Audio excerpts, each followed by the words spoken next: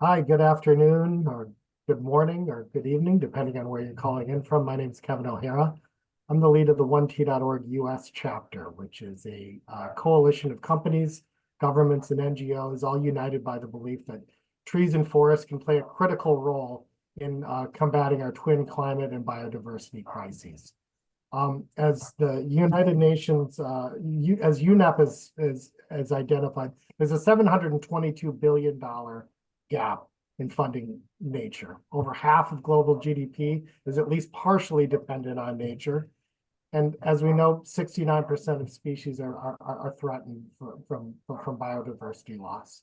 Here in the United States, forests and trees are threatened by disease, past fire, climate-induced changes to habitat. So it's really a critical moment right now for us to figure out not only how we do the work on the ground, but critically how we help to pay for this work moving forward. And today we're really, really excited to have a phenomenal gathering of thought leaders to help us start wrestling with this topic of the future of forest finance. We've got the Conservation Finance Network, who's going to dive in with some phenomenal case studies from some forest owners in a few minutes. But first, we wanted to bring in our friend Eric Wilburn, who's a program officer at the Bezos Earth Fund, a noted LinkedIn scholar of great renown when it comes to talking about issues of funding nature, whether they from a number of different ways. So we wanted to start today just to have a little conversation with Eric about some of the ways he's seeing. Well, let's start this philosophically, the sort of balance and tension between how do we price and value something that is so inherent to our existence here on Earth of nature, and how you're seeing opportunities for us to start to close that gap and the tension between cost and value in nature. So Eric, would love to hear your thoughts on that. Yeah, thanks, Kevin. Well, great to be here. Thanks to 1T.org for hosting, and yeah, excited to learn from all the other brilliant speakers that are going to be coming on today. And I guess, as you're asking your question, one quick reflection I had is when I was back in grad school, I did a bunch of work with the Natural Capital Project at Stanford, which was doing incredible research around valuing nature.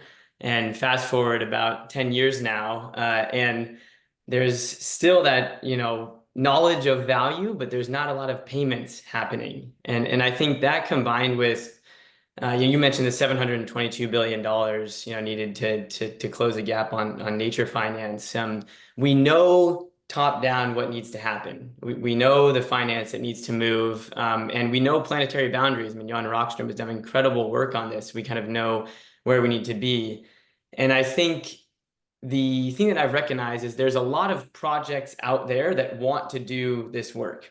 There's a lot of operators out there that want to do this work. There's actually a good amount of finance that wants to flow into it. But there's a key piece missing in the middle, which is we need to actually create the mechanisms where the recipient of nature value or the beneficiary of nature value, a beneficiary, is paying the producer of nature value so that we can start to have, viable, call it business models for nature, where we actually have money going to projects for the nature value that they're producing, which will then attract a lot more private finance. And I've got a list of about 40 mechanisms that I will not take us through all of them today, but both public and private, market and non-market that start to do that. But I think that's the kind of critical link for us to focus on today. Yeah, agree completely. And I guess I would love to sort of unpack a little bit and thinking about voluntary initiatives, compliance markets. Where are you seeing, I think, opportunities or sort of glimmers of hope? Or you mentioned some of those 40, maybe some of the things that you're thinking about now is like, oh, okay, I'm really bullish about this. Yeah.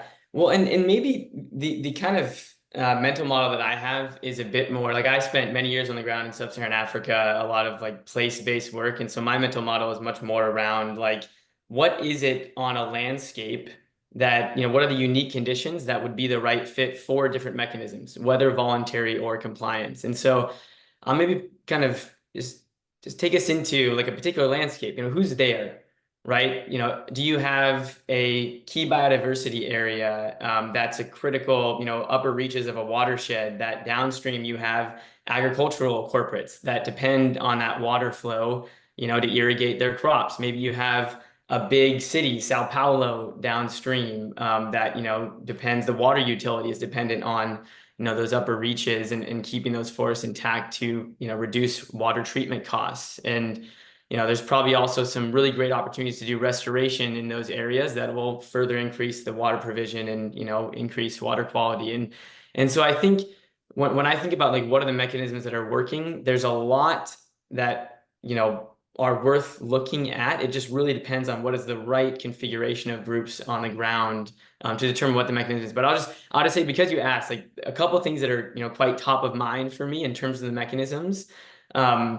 There's really interesting work happening right now around outcomes-based loans and, banks that, lend to corporates, potentially changing their lending terms based on corporates delivering more nature positive activities, or in the biggest way, and I'd say with the biggest focus right now, is reducing their nature risk and dependency. So there's those levers that are linked to kind of banks and financial institutions. There's also some that are linked to insurance, especially crop insurance.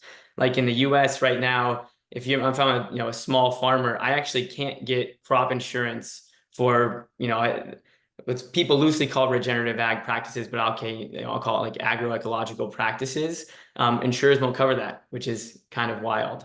And then there's a lot of really interesting work happening around like new waterfront funds and new payment for ecosystem service mechanisms, looking at pollinators. I heard of a story of people working on bat pollinators and mezcal. I'm not sure there's any mezcal drinkers out there, but in the southern US and northern Mexico, and also related to Mexico, a transboundary rainfall recycling mechanism where coastal provinces in Mexico actually get paid by Mexico City and the province Mexico City's in to keep their forests intact, to get those evapotranspiration jumps, and water gets more inland, rainfall gets more inland. So those are a few, but that's enough for me. Yeah, I love it. And I think it's something that we've been thinking a lot about here at 1T.org US is connecting those unique ecosystem services that are provided regionally, whether it's a watershed, whether it's a city, and tying it to those services provided. So I think we're really excited about some future work that would come from that.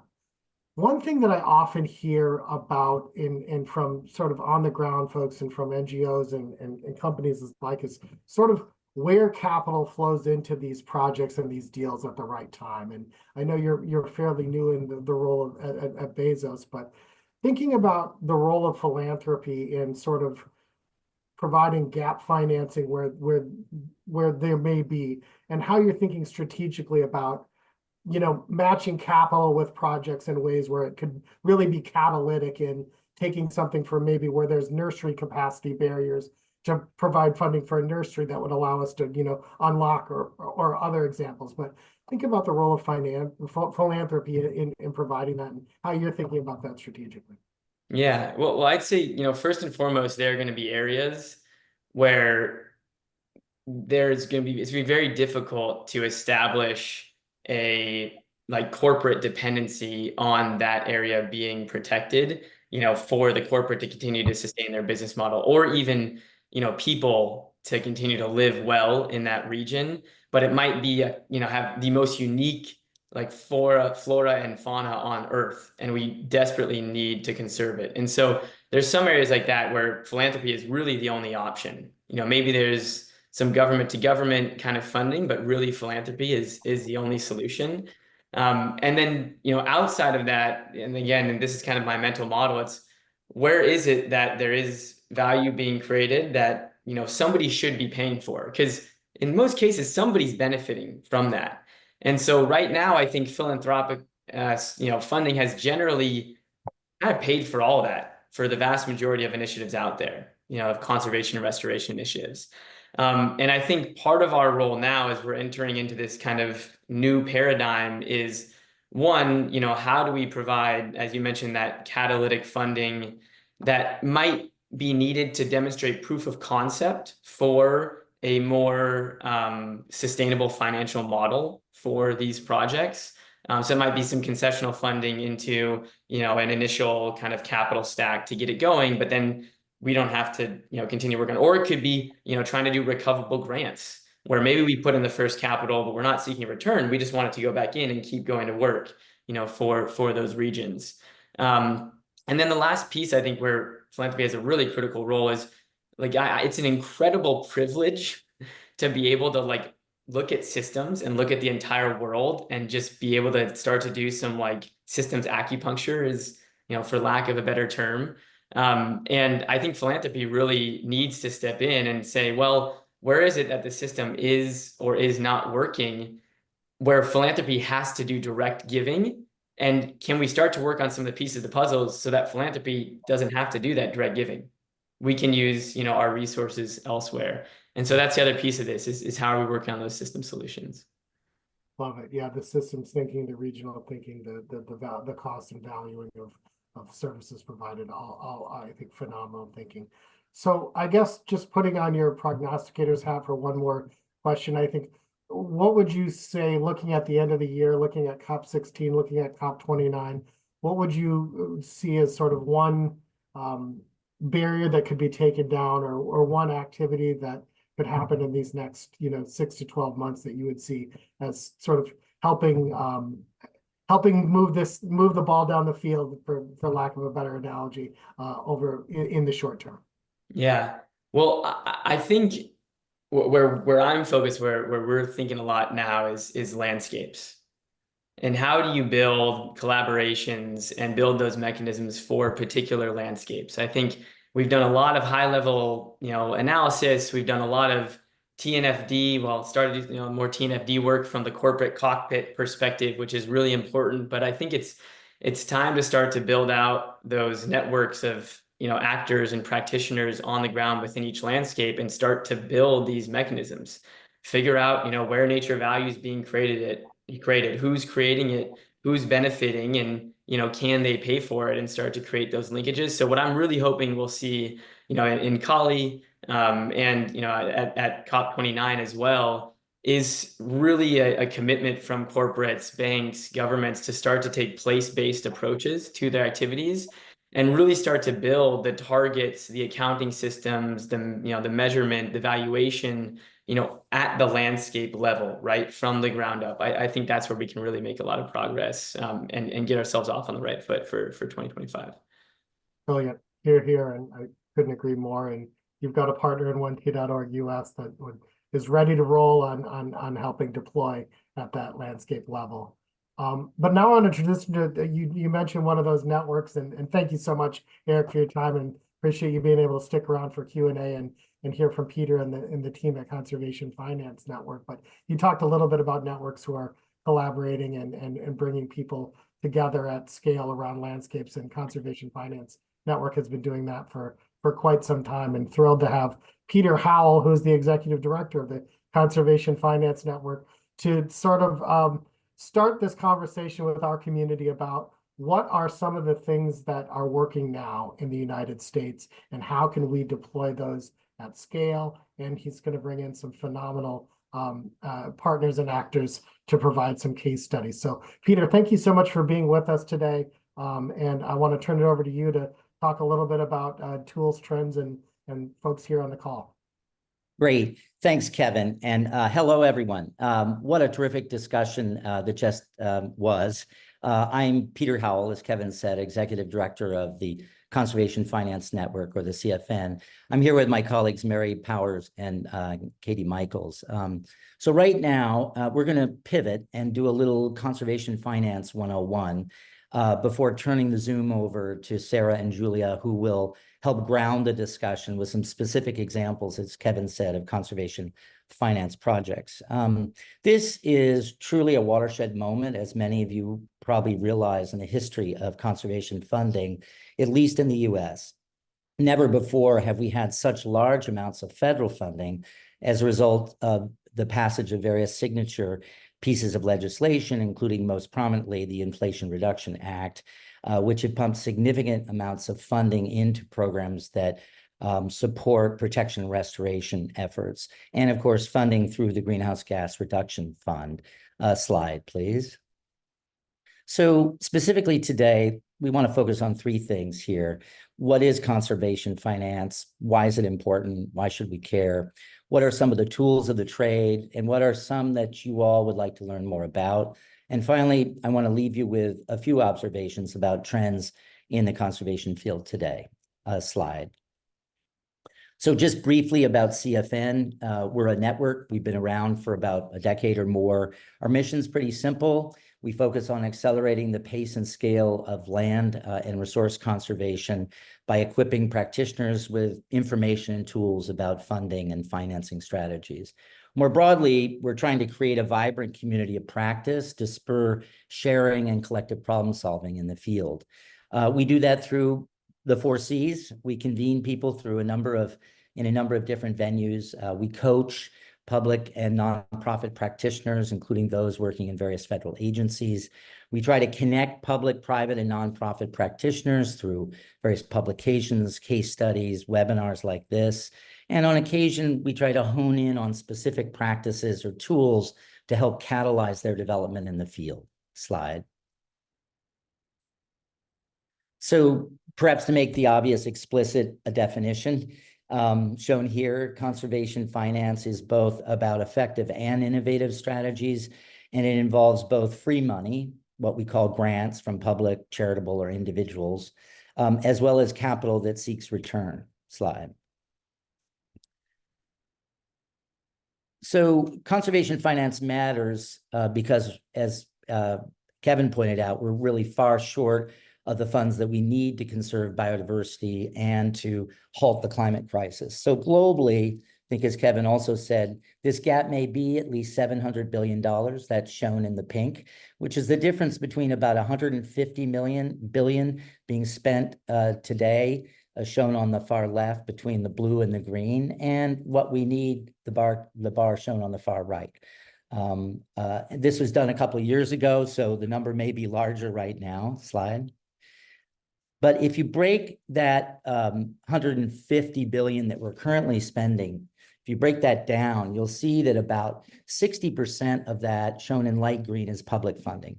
A very small amount, shown in black, is philanthropic funding, and very little, shown in green, is private investment. And of that private investment, it's actually a very small percentage of the total amount of private investment that's occurring. So we're not getting as much private investment into nature as perhaps we could. A lot of it for the reasons I think Eric pointed out. We don't quite have the models, proof of concept. We don't quite have the deal flow. We have a lot of interest. So what's the blue? Well, the blue, of course, are the cash flows that come off the land, either forest land, agricultural land, that is managed or thought to be managed sustainably. That is, with economic and conservation objectives in mind. Slide. So put another way, we can break down the conservation finance world into these 4 types in a pretty basic way. Public funding, philanthropic funding, consumer-based funding, which comes from either voluntary surcharges or various certification and labeling schemes where consumers are essentially paying more for projects that come out of those lands that are sustainably managed. And then, of course, return-driven investments, which could involve investments that require very little return or those that require significant market rate returns. So as Eric mentioned, we won't go into a lot of these, but water funds, very promising globally. Good examples here in the US, in Maine, of utilities paying for upstream forest protection. Philanthropy, we have some examples of doing what he said, of funding pilots, even providing guarantees or loan loss reserves for the revolving funds, for example. Slide. But what we want to do today, and shown here in green, are some of the tools that you'll hear about in subsequent presentations. This is a list of maybe 15 or so tools. There are probably 40 or 50, as Eric mentioned, but you're going to hear a bit more from Julia and Sarah in their presentations. In addition to those shown in green, I should have added a few more, including foundation grant making and corporate social responsibility, which you'll hear about later. Now, before we hear from them, we want to hear from you. So we have a poll right now that will ask you to indicate your interest in a number of topics. We couldn't list them all, so we took a number of them. So we'll be interested in giving you, I guess, a minute or so, Julie, to let you respond here, and then we'll let you know what you all said. So I'll give you a little bit of time here. Yep, you should see a poll popping up on your screen. It looks like I'm getting about 20% of you have responded so far, so we'll give you another couple of seconds and then I'll show you the results. Great. 20% in 5 seconds. That's pretty good.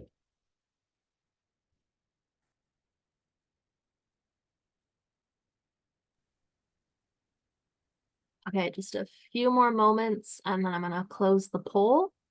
So try to get your answer in. And you should be seeing the results on your screen now. Okay, great. So the top vote getter are pay for success models, or what we call outcomes-based financing, a real new paradigm in funding where you pay for an outcome, not the process. Carbon markets payments, a close second, and water finance, which can encompass a whole slew of things, is third with about 40%. And interestingly, federal funding is less, and other, of course, is the least. Great. Well, fascinating. That gives us a good context, and our subsequent speakers can probably take notice of that as well. Let's just move on to the next slide. There we go. As those of you who've attended some of our events might recognize, we use this taxonomy at the CFN to parse funding sources in yet another way, that is by the relative scale of difficulty and the money available from some of the more prominent tools. And some of these are generic and some are more specific. I really appreciated Eric's comments about the need to ground specific tools in landscapes where there are particular situations and maybe different regulatory regimes. So one size doesn't always fit everywhere. It's not a perfect construct. A caveat here is around public money. Some public money is very difficult to secure. Indeed, one of the greatest success stories in the US around public finance involves the use of state and local ballot measures and referenda. These efforts, which produce a lot of money, take often a lot of time, money, and effort to achieve. So they may not belong on the far left. Next slide, please. A couple of takeaways from this overview. Go for the simplest and easiest money first. That's where you can produce a win that might lead to something more complicated later. And again, the obvious, if you're working with private capital, there's no such thing as a free lunch. They require return. It may vary from 0 to 3% if you're lucky, and higher rates if it's more market rate capital. Someone, as Eric stressed, importantly, must be willing to pay. That could be an investor, could be a public agency. It usually someone has to be able to pay for a benefit that exists. Finally, partner. You need not understand all of the most complicated conservation finance tools or techniques.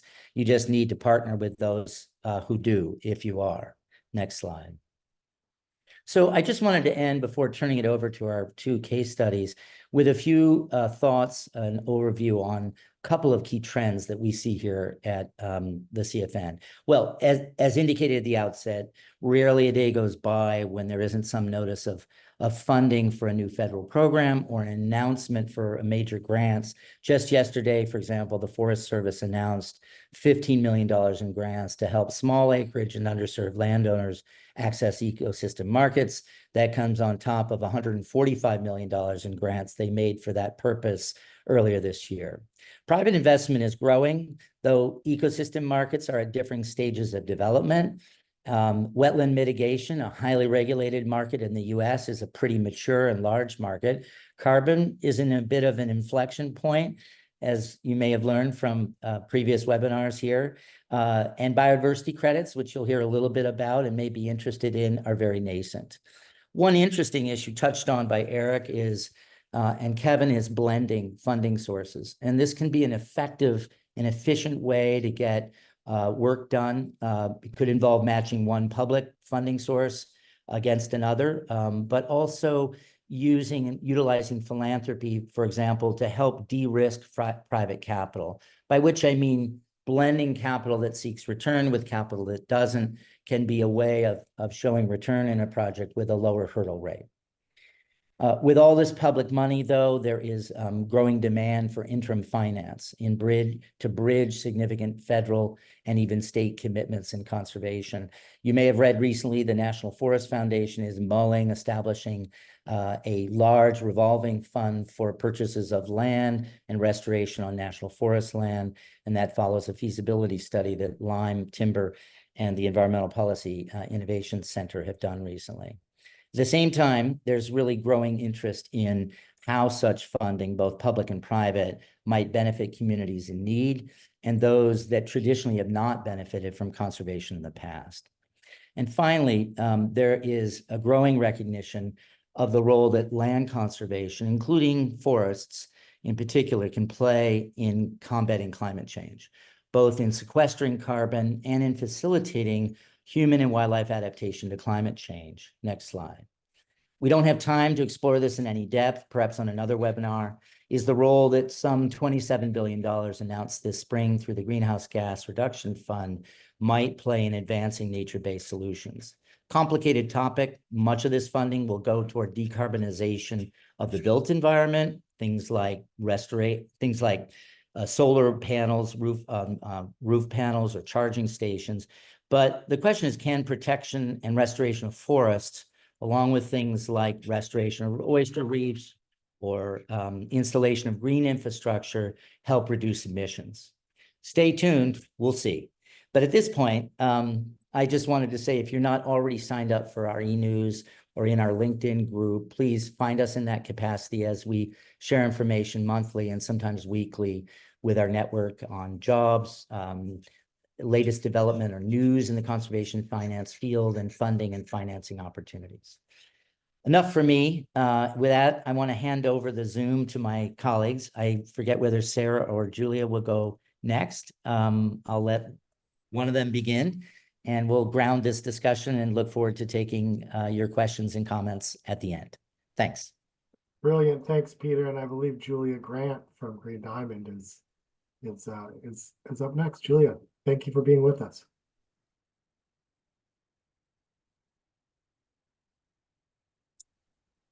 Hello, everyone. I'm Julia Kertz Grant, and I am a Conservation Finance Network groupie. I've been a groupie since like 2008.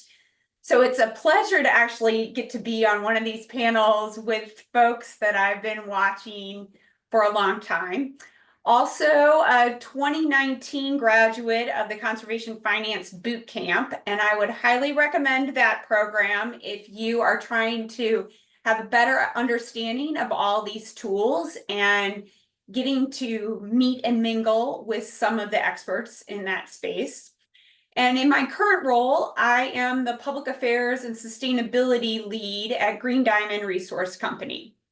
And it is a delight to be on this panel with everyone today. And I'm very grateful also for all the attendees, because you have this desire to educate yourself about ways to assist in implementing and scaling conservation finance tools. And we can't do this with just a handful of us. It's going to take all of us and then some. Next slide. So let me take a few minutes to introduce Green Diamond Resource Company to you. For some of you, you may be familiar with us, others you may not. We're a privately held company, and we've been stewarding forests in the US for 134 years, since our inception as Simpson Logging Company on Washington's Olympic Peninsula. And in the last few years, we've really grown our assets under management, our AUM, to now 2.2 million acres. And those 2.2 million acres, all of which are third-party certified under either the Sustainable Forestry Initiative, SFI, or the Forest Stewardship Council, FSC, all depending on the market demands where those wood is flowing through. So we have this 2.2 million acres total, of which 1.6 is family owned, and then the 600,000 acres is a joint investment with Silver Creek Capital. And though the focus of our business is producing sustainably managed timber, our revenue streams have grown. So we have a whole now portfolio of forest carbon projects, and those have been growing over the last 8 years, as have the barges that we fill with wood chips to go out of our export facility in Humboldt Bay, California.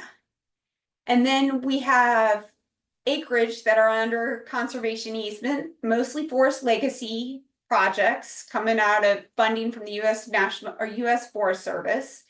And then we're seeing more ground leases for alternative energy. So you can see that our businesses today look like this. Come tomorrow, come next year, it's an ever evolving state. And our whole goal is to keep these forests working. And sometimes that takes diverse revenue streams. And we want to stay in business at least another 134 years. Next slide. So as a company, we have 3 guiding principles. They are to think and act in the long term, to invest where we can add value, and then to just be great in everything that we do in the woods. And so it's obvious when you lump all these things together that these principles provide an excellent platform for us to venture further into ecosystem service markets. And due to our size and being privately held, we are nimble enough to try new things. Sometimes we're successful, sometimes we're wildly successful, and sometimes we fail and learn a lesson. So next slide. This is, when I was asked to talk about like, how do we engage in ecosystem markets? I said, let me figure out how to put this on a slide.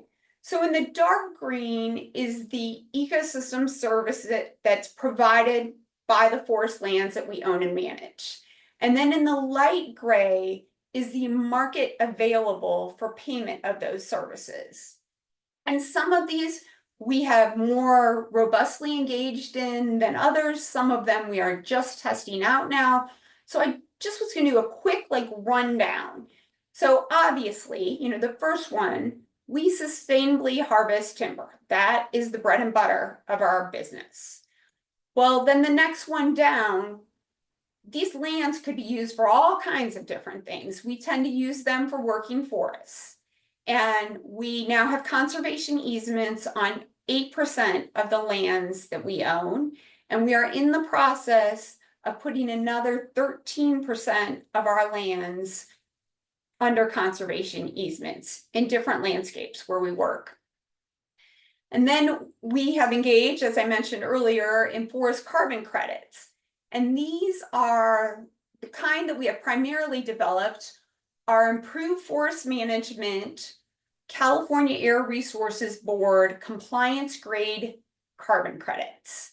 And what's been interesting is those are compliance grade carbon credits that we have primarily sold to voluntary buyers, many of whom are corporates who are looking to balance or improve their CSR story or to offset their carbon use. And we're now developing some afforestation projects in a couple places as well. We have forest carbon projects in 5 different states. We sell leases for hunting and for bird watching, and that adds up, over many of our thousands of acres, that adds up to a few $1 million when you look at that opportunity.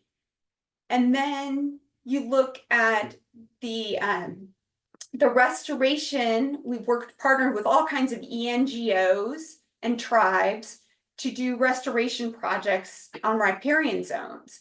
And most of the funds for those efforts are coming through grants from the feds or from states, and in some cases from philanthropic donors as well. And recently we sold mitigation banking rights. Like, we talk about all these bundles of rights. We didn't ever like know that that was a right that we could sell, but we sold this right to a wetland restoration company in Montana who saw our asset on our property. It wasn't a skill set that we had, but asked if they could buy that right to restore that wetland. And then in the last couple years, as the demand for alternative energy leases has ramped up, we've done a number more of those.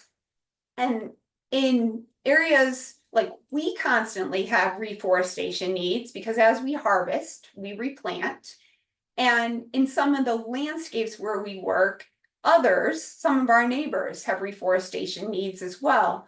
So we regularly collect cones and sell seeds. And I put the hive leases, like beehive leases.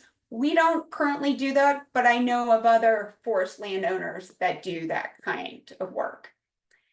And we have several instances where local governments or recreational clubs, mountain biking clubs, trail running clubs, we offer paid access easements so that they are able to use our lands.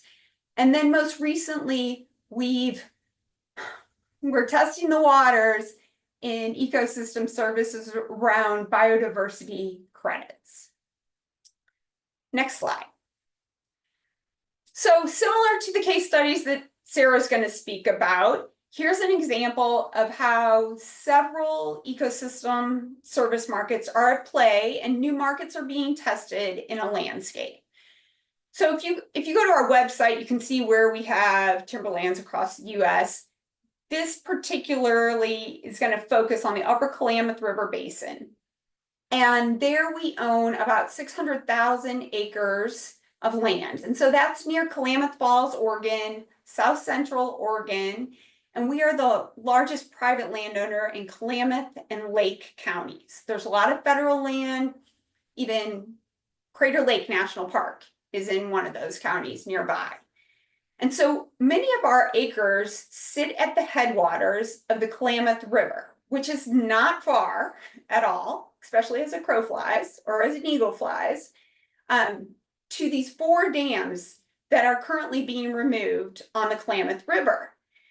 And the forests that we acquired in 2014 were intensively managed prior to our acquisition. And so since that time, our focus has been on helping these forests recover and improve forest health and make them resilient. So one mechanism, one ecosystem service market that we've entered is forest carbon credits. And we've sold credits in these forest carbon projects to a variety of buyers. Another area that we've focused a lot of efforts around is partnering with the Klamath tribes, Trout Unlimited, U.S. Fish and Wildlife Service, and the local Klamath Watershed Partnership to get grants to do restoration along riparian areas. And that hopefully will have all kinds of downstream benefits as well. And then we lease land for hunting and alternative energy siting in this area. And in 2021, the Boot Lake fire blew through this area. There's about 400,000 acres that it burned, 100,000 of which were green diamond resource forests. And so our seed collection is even more important now. Fortunately, we've been doing it for years, but those seeds that are collected, we've been able to cultivate into seedlings, and Arbor Day Foundation actually has paid for millions of seedlings to allow us to ramp up the restoration of those burned lands. And over the last 3 years, we've replanted 35,000 acres of burned land. And some of those seeds are also being used for seedlings for neighboring landowners. And then A newest, latest, greatest thing is we are in the early stages of establishing a biodiversity credit pilot project in a degraded montane meadow. And we'll look forward to reporting back on how that all pans out, maybe in 4 or 5 years. And as you can see, like, these new markets continue to emerge, and they're fueling a transition in rural America around a new bioeconomy or a restoration economy that will not only benefit these large landscapes and all the critters that love these areas, but also the people that call them home, that are so ingrained in the long-term health of our rural landscapes. So with that, I guess we'll pass it on to Sarah, and thank you, and I look forward to the questions. Brilliant. Thank you, Julia. Phenomenal case study, and love the landscape approach of the Klamath. Sarah Kitz, welcome, and thank you for lending the Lyme timber perspective to this dialogue. Yeah, thank you very much for having me, and you'll hear some similar themes to what Julia covered, but I'll try to dive into 2 specific case studies to talk a little bit more about conservation finance and conservation easements specifically. So before I do that, I'll introduce myself. I'm a managing director at the Lyme Timber Company. I'm based in Hanover, New Hampshire. I'm going to spend the next 10 minutes or so talking through these case studies. But first, let me give you a bit of background on the Lyme Timber Company. So Lyme is a timberland investment management organization, or so-called TIMO, that has invested in working forests in North America for almost 50 years. We raise private investment capital that is seeking risk-adjusted market rate returns, and we find suitable investments in which we can generate such returns from investing in sustainable timber harvesting, conservation sales, recreational leasing, ecosystem services, other sources of income, a lot of what Julia just covered. About half of our investors invest with us because we provide a market rate return. The other half like that we provide a financial return, but they're also interested in the impact that we do through kind of permanent forest conservation and other conservation outcomes.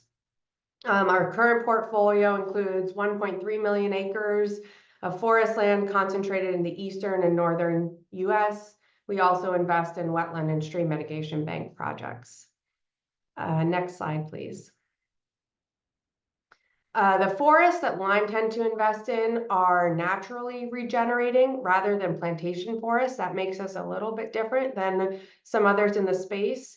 The natural forests, in many cases, they're hardwood forests, include a wide range of species and ages and habitats, and are natural systems, and they tend to have pretty high biodiversity values, and can sometimes connect to existing conservation lands, which lends them well to our conservation strategy, where we target timberland properties to buy that are identified as conservation priorities by our conservation partners. These are national, state, local conservation NGOs and state or federal natural resource agencies. And through the sale of conservation interests to these conservation partners, Lyme has protected over 1 million acres of forest land in the last 30 years, and some of those projects are highlighted on the map on this slide.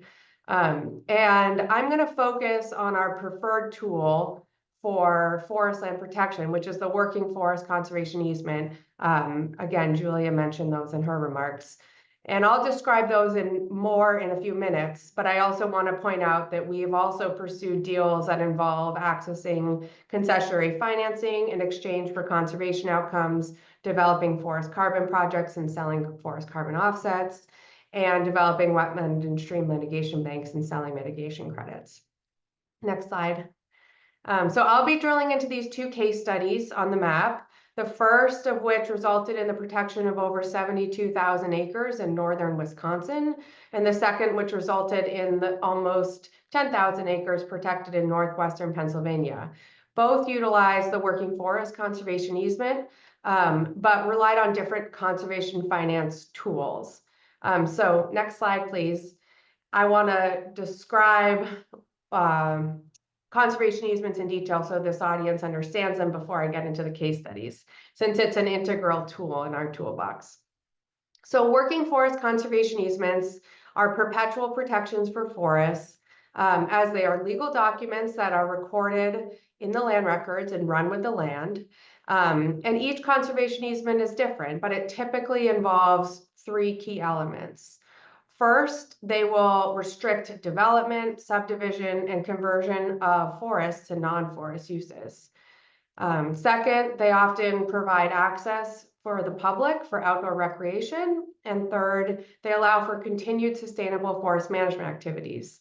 This forest management is often required to be conducted under a third-party sustainable forestry certification standard, and it upgrades the standard of forest management and often protects specifically identified critical parts of the property, maybe high elevation areas or riparian corridors or particular species habitat. And in some cases, it may even limit harvest levels, which of course has long-term climate benefits.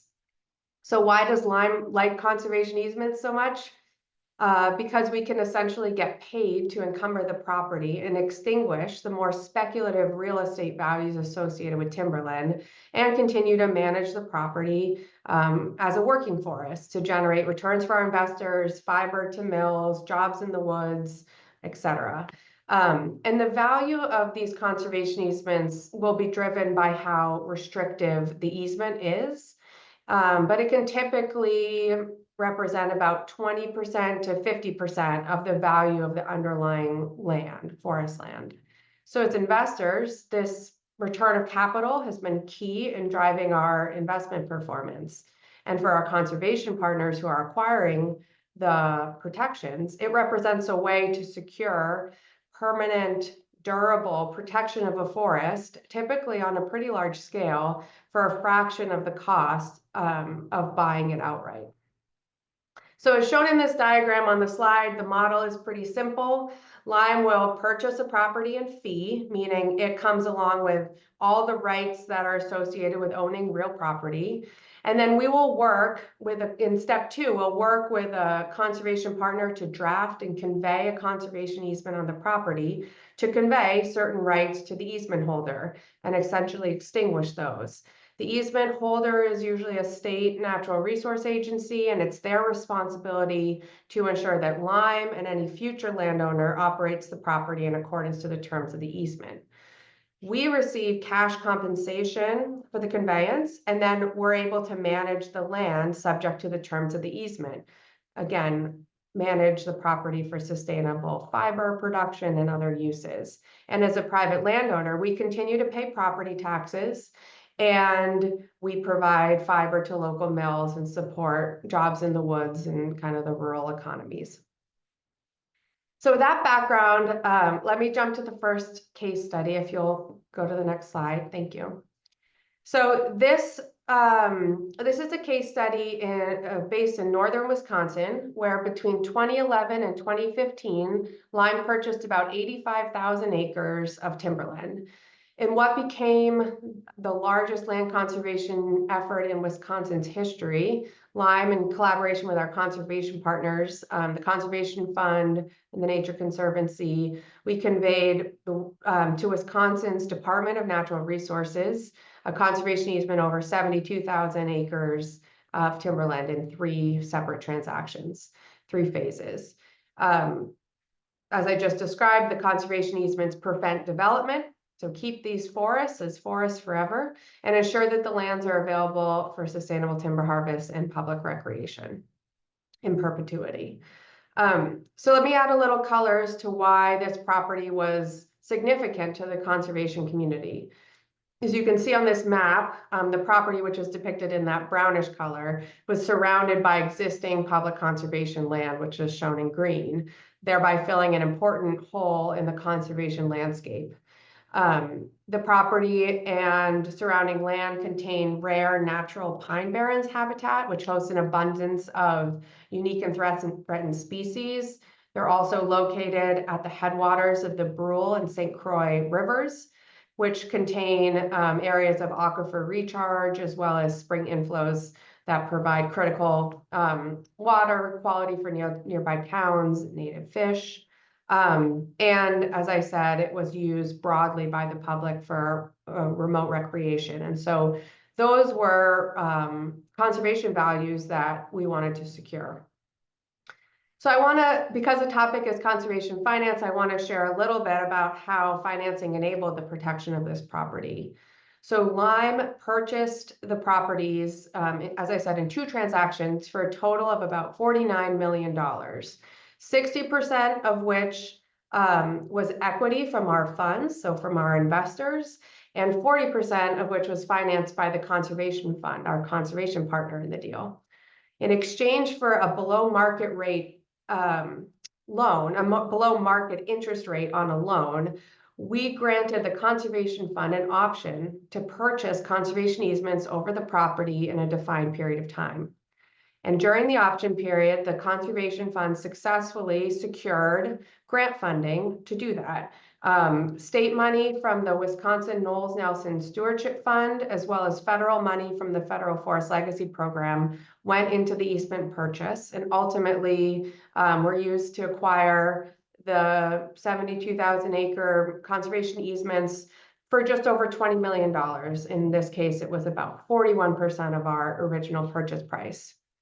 Upon the sale of the easements, we repaid the principal and interest on the conservation fund debt, so they were able to take that capital and recycle it into new conservation projects, and we were able to continue to manage the properties. Separately, we sold about 2,500 acres in fee to a county forest system for permanent protection. This was area that was outside of the easement, so additional conservation outcome. So I bring up this case study because you can see that this deal was financed through a combination of market rate equity, Lyme's capital, low cost leverage, the conservation fund, and public grant dollars, which is the state and federal money, to achieve this protection. We've since sold the property to another timberland investor who continues to manage it subject to the terms of the conservation easement. It will be a working forest forever, we hope. So that's the first case study. The next slide, I'll just quickly run through a second case study, which is related to land we own in northwestern Pennsylvania.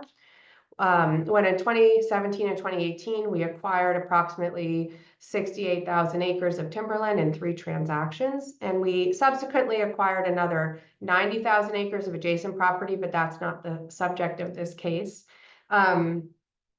The footprint, as you can see on the map, was nearby the Allegheny National Forest and hundreds of thousands of acres of state game commission. So again, connecting existing conservation lands. And we partnered with the Conservation Fund on this deal as well as the Pennsylvania Department of Environmental Conservation to protect it. We purchased the properties for about $157 million, which was funded through a combination of Lyme's equity as well as low-cost debt. And the debt in this case was one in which we accessed Pennsylvania's Clean Water Revolving Fund. So we were the first in the state to access this kind of debt financing for a green infrastructure project or a conservation project. This is the Clean Water Revolving Funds, which you saw on some of Peter's slides, are state federal partnerships that provide low-cost financing to communities for water infrastructure projects, many of which are traditional kind of gray infrastructure, but as I mentioned, they can also be used for green infrastructure. So in this case, we secured $50 million from Penvest, which is the state fund, at 1% for 20 years. So that was, very below market rate financing. And as a result, we were able to do 3 things that were good for conservation. First, we donated a conservation easement on about 9,400 acres of the highest priority lands, which are circled on the map. And those provide permanent protection for the forest and public recreational access. Second, we did extensive acid mine drainage remediation work related to historic mining activities on the property to improve water quality on these sites. And finally, we granted an option to the Conservation Fund and Pennsylvania DCNR to acquire conservation easements over another some 50,000 acres over a defined period of time. So, you know, it's a similar model where we're taking market rate equity, blending it down with the state clean water fund financing. TCF also provided us a loan, in this case at below market rate interest rates. So, and then we, in this case, rather than seeking grant money, we were able to donate an easement because of the gap that the interest rate was able to provide. So it was our first investment where we used a state water revolving fund. It took considerable political capital. We learned a lot of lessons, but it's definitely something that we see a lot of potential for in the future and helped make the deals pencil for us. So I'll stop there and let folks ask questions, but thank you for your time. Brilliant. Thank you, Sarah, and love the case study, especially with the nexus to water, and Julia, loved just for both of you, the diversity of different ways that these deals come to go. I know we're going to lose Eric in 5 minutes, so one thing that came up, and then we're going to go back to Q&A. And again, folks, this is a conversation. We want you involved in this, so put your questions, your comments, your hopes, your fears into the chat, and bring it into this. But Julia mentioned and Peter mentioned carbon credits and biodiversity credits. I see Vera just is releasing a new premium label this week for carbon credits that are going to go above and beyond. I wonder how you're thinking about sort of the voluntary carbon markets and biodiversity credits. And I'll go to Eric and then Julia as a funding stream, and Peter as well. But Eric, first, just some of your thoughts on carbon and biodiversity credits. Yeah, well, I guess really quickly on carbon credits, I think there's a lot of work. Well, I know there's a lot of work being done on the integrity side and really shoring up that, a ton of CO2 avoided or removed is a ton of CO2, avoided or removed. And I think on the corporate side and the buyer side, there's a lot of good discussion happening right now around, how should credits be used, alongside decarbonization to make sure that we are achieving decarbonization and that corporates are going above and beyond to do, mitigation and contribute to mitigation outside of that. So I think, the overall space is in an evolutionary phase right now that is going in the right direction. So excited to see where things go in the next year or two. On biodiversity credits, I'll say something. This is very much so my personal opinion. So take it for what it's worth. But biodiversity in and of itself is something that doesn't necessarily materially impact the financial bottom line of most corporates. It is usually the ecosystem services themselves that have that material impact. But biodiversity does underpin the provision of those ecosystem services. And so when I think about biodiversity credits, I'm not necessarily sure that as of today, and I wrote a whole article about this, you can check it out on my Substack. As of today, I'm not sure if we should be focusing on biodiversity credits as the unit of transaction. My sense is we focus more on the ecosystem services as the kind of units or kind of like products, for lack of a better term, for actually getting money flowing to nature, but make sure we've established how biodiversity is underpinning all of those ecosystem services and the linkages, so that any money going to support ecosystem services is going to support biodiversity in those areas. A couple thoughts. Back to you, Kevin. Brilliant. I see nods from Peter, Julia, Sarah. Love to hear your thoughts as well. And a follow-up question in the chat about sort of, do we feel that these credits are priced fair? Man, that's hard. Because we don't know. I mean, like we're learning every day. In particular, like the carbon credits, obviously we've transacted them. So we do believe that for what we're providing, we believe that we've been paid fairly. Oh, bye to Eric. Bye, Eric. Thank you, Eric. Appreciate your time. We believe we've been paid fairly, or else we wouldn't have transacted them. And the biodiversity credits, you know, like Eric said, like, is this the right metric? Is it going to be fungible in a way that makes any difference on restoring and enhancing nature to provide all these other ecosystem services? I think that the verdict is out, and it will be a while before we figure that out. Sarah, Yeah. please. And Yeah, the only thing, oh, please, Peter, go Oh, ahead. no, go, Sarah, go. I was gonna say, the only thing I will add about carbon credit pricing, we're not really doing anything in the biodiversity credit space yet, is that we believe that as the protocols tighten and the quality of credits you know, rises as it really needs to, the price does need to go up. We do not think that markets are properly valuing the inherent trade-offs that come with these high quality credits. I think so I think in the future, prices of carbon, the price of carbon as kind of our current market allows, will by default need to go up to fairly price in the kinds of work that's being done. Totally agreed, which is another way of saying that some corporates are buying, they're getting off easy by buying credits that are so cheap right now. And so as the integrity increases and the price increases, we should have a market that is a higher quality market. And I think that's an incremental process that's occurring. One thing that's interesting to think about is how the voluntary and the compliance markets evolve.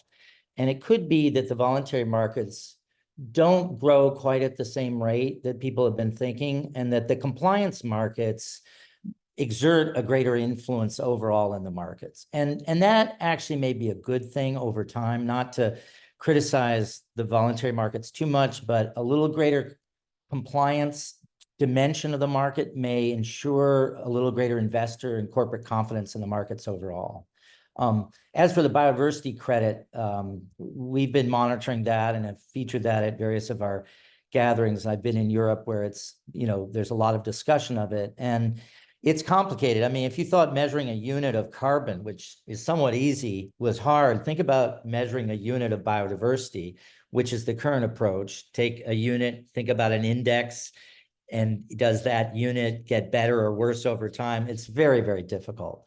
The interesting thing about biodiversity credits, though, is unlike carbon, where you immediately realize a unit sequestered, biodiversity credits are sort of the thing that keep on giving. In other words, if you buy that and you improve the habitat over time, then you're getting more uplift and more uplift and more uplift. So there's a lot of interesting dimensions to it, but pricing, finding the right unit, as Eric mentioned, whether it's the unit or the service, is very complex, and I would not begin to crystal ball the actual evolution of those things.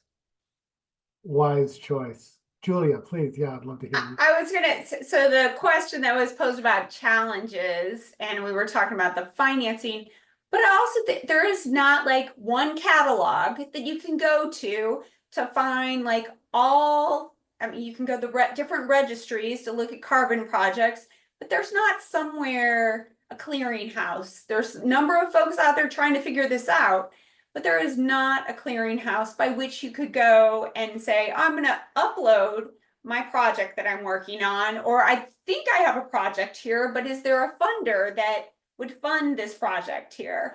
And what's the value of that project? So there's that's an element that needs to be sorted out.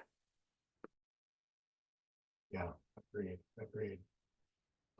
Question in the chat from Lawrence that I think is interesting, and Julia and Sarah, I think I'd like you to take the lead on this, but for landowner size, and then maybe extrapolating a little bit on this, what is the right size? What's the right bundle? What is the right, Julia, you Green Diamond owns a lot of land. Sarah, you've acquired. Talk about the size threshold in these deals, and when does it start to pencil out, and is there a threshold, or how do you bundle these for smaller landowners? Well, I'm happy to start, and I'm sure Julia will pile on. Yeah, for us, there is a sort of a minimum scale just to make a deal worth our while. It's not to say that these tools wouldn't pencil on a smaller property or project. It's just that, you know, our internal resources and how we spend our time is important to us. So we typically think of, you know, 10, 15, $20 million type of investment as being kind of a minimum scale. And that's on the small end where we might have existing land and we can bolt something on and it's kind of in the same neighborhood. So that's tens of thousands of acres probably that we're talking about. There are other folks that will do smaller scale deals, and we will do that again as kind of bolt-ons, but we do require just a larger minimum area.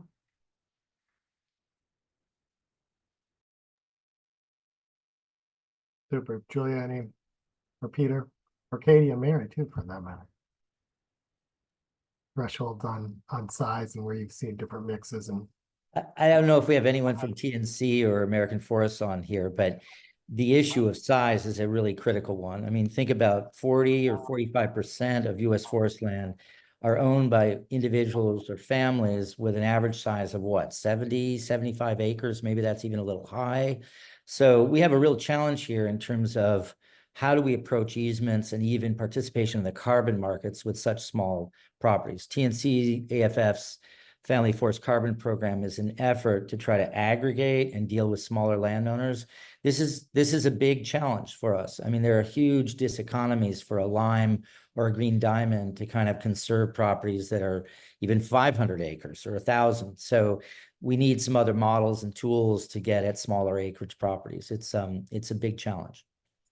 Yeah, and just to weigh in a bit on the small landowners, folks are looking at clustering landowners together to do a larger project. Obviously, you're not going to get up to the thousands of acres, but if you can cluster small landowners in a county that, you know, is in relative proximity to each other, you could probably maybe apply for a carbon project in that regard.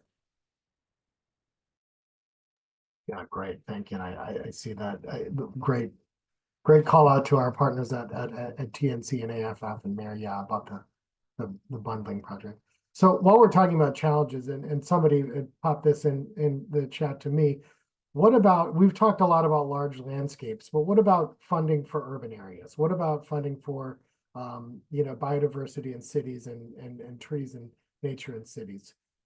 Strategies or effective case studies that you could draw upon for our folks who are doing this work in the urban context?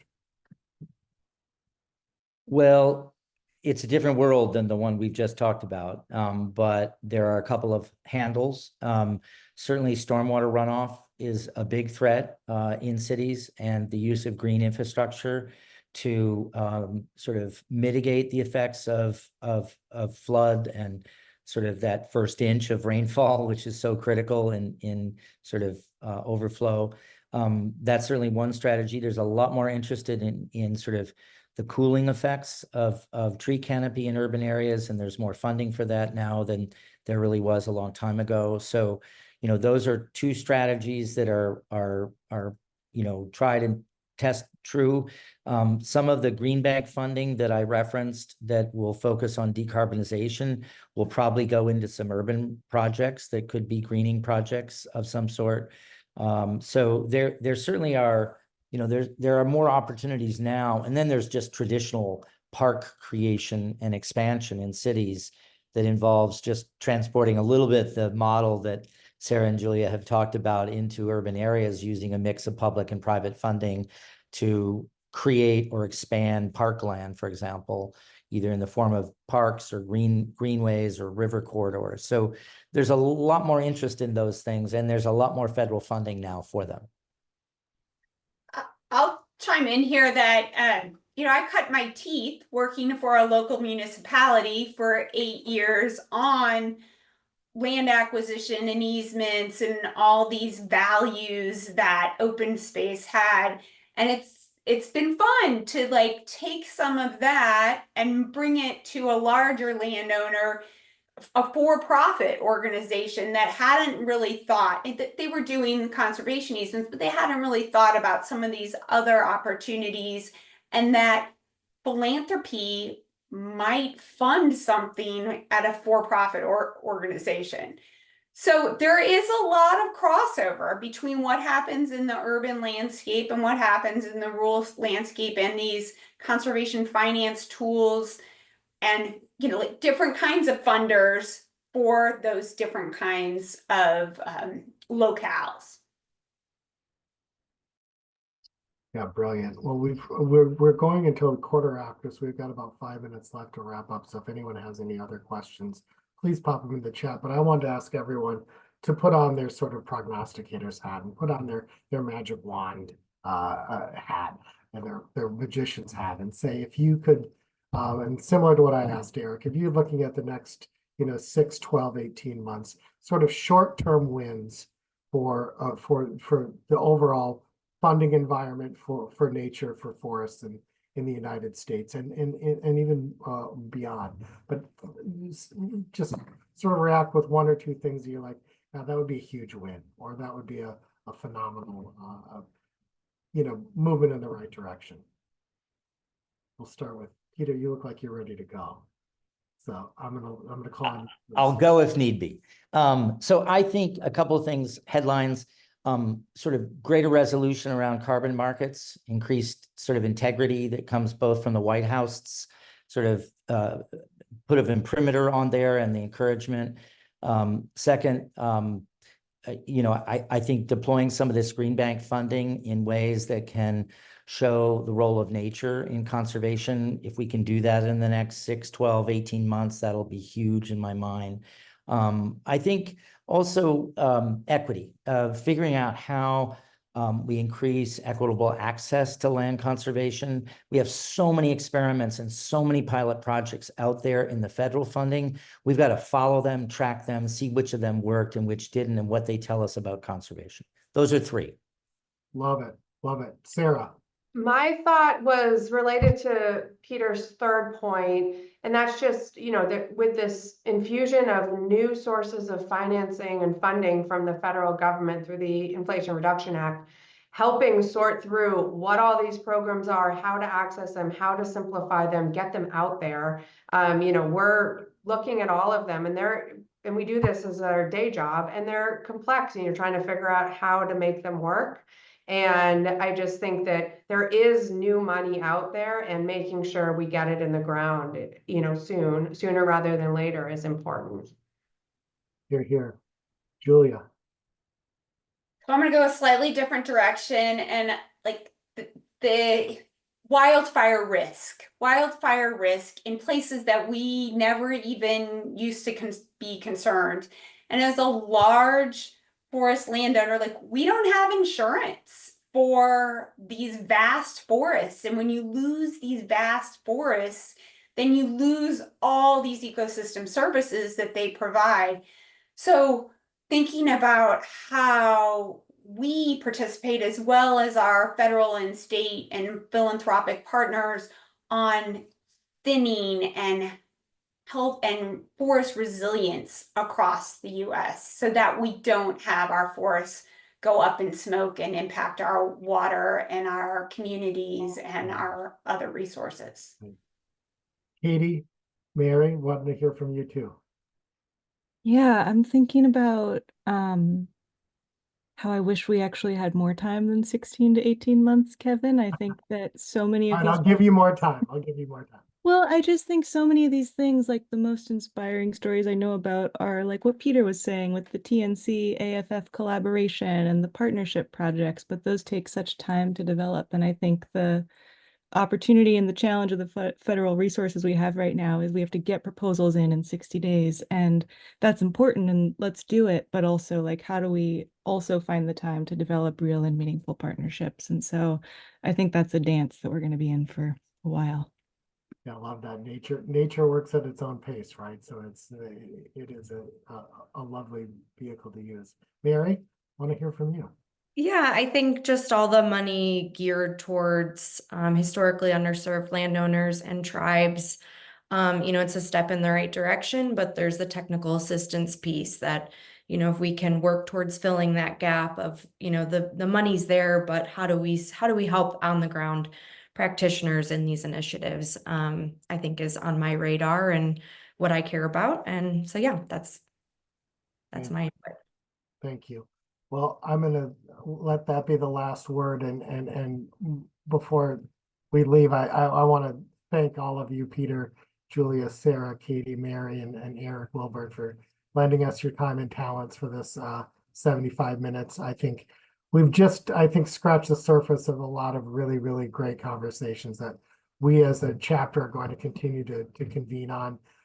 Thank you for sharing your thoughts in the poll. We're going to send something afterwards with a little follow-up information about, hey, where are you curious about hearing more about? Where can we do some of those deep dives? Because I think we could do an hour on any number of any number of these topics and dig in. So thank you for your partnership, Conservation Finance Network, Julia Kertz, Sarah Kitz. We appreciate your time, and really looking forward to sharing this with the rest of our community and more to come. So thank you all. Have a great day, and have a great Labor Day weekend. Bye-bye. Thanks, Kevin. Thank you.